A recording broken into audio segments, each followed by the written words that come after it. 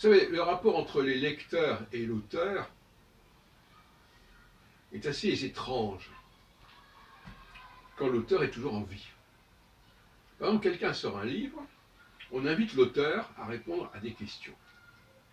Eh bien, je considère que ce n'est pas la bonne façon de faire.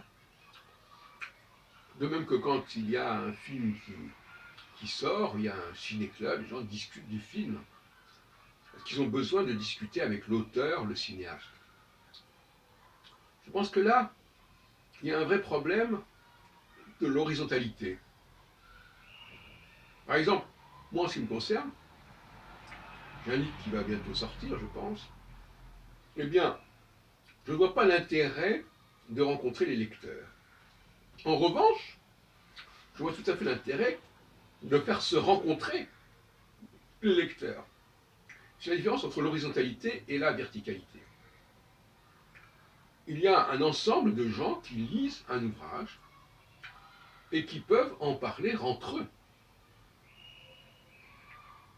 Les lecteurs ont... Moi, je suis pour que les gens se regroupent par affinité et par similitude.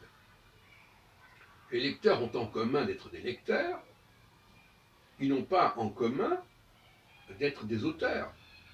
Donc pourquoi discuterait-il avec l'auteur qui n'est pas de même nature quelque part, qui n'a pas le même statut qu'eux? Par conséquent, je pense que les émissions littéraires, à l'avenir, et plus globalement les émissions... Par exemple, on voit bien des émissions, par exemple, sur France Culture, genre Masque et la Plume, ça s'appelle plus comme ça, je ne sais plus, où on n'invite pas forcément l'auteur à parler. C'est une déviance tout à fait regrettable, qu'on trouvait d'ailleurs déjà dans l'apostrophe de Bernard Pivot. Cette idée de... Mais c'était différent, parce que... Mais globalement, même dans une conférence, il est préférable que les gens discutent entre eux de la conférence, et non pas qu'ils en discutent avec l'auteur de la conférence. Ça peut paraître absurde, mais moi je pense qu'il faut parfois inverser les analyses. Ce serait beaucoup plus fructueux pour tout le monde que les gens qui sont dans la même position parlent entre eux. Et d'ailleurs, je dirais même que si ça n'était pas le cas, si ça n'est pas le cas, c'est un problème. Ça veut dire qu'il n'y a pas suffisamment d'horizontalité. Les gens ne sont pas capables de parler entre eux. Il faut qu'ils s'adressent à celui qui est au-dessus, qui est l'auteur. Pourquoi? On l'a vu avec les Gilets jaunes.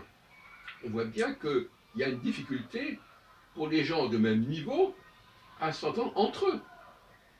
Ils s'adressent à l'autorité supérieure. Voilà. Bon, ça, je trouve ça tout à fait infantile. Donc, en ce qui me concerne, je pense que l'auteur,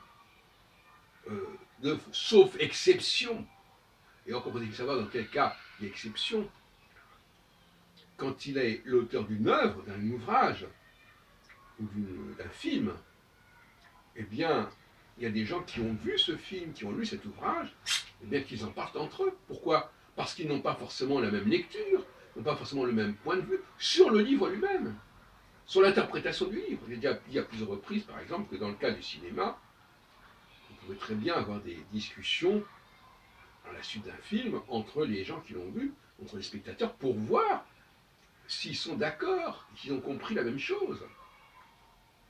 Et puis je rajouterais que finalement l'auteur, au bout du compte, connaît moins bien son œuvre que ses lecteurs.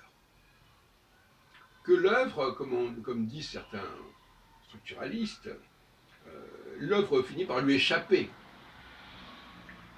Moi je sais par exemple que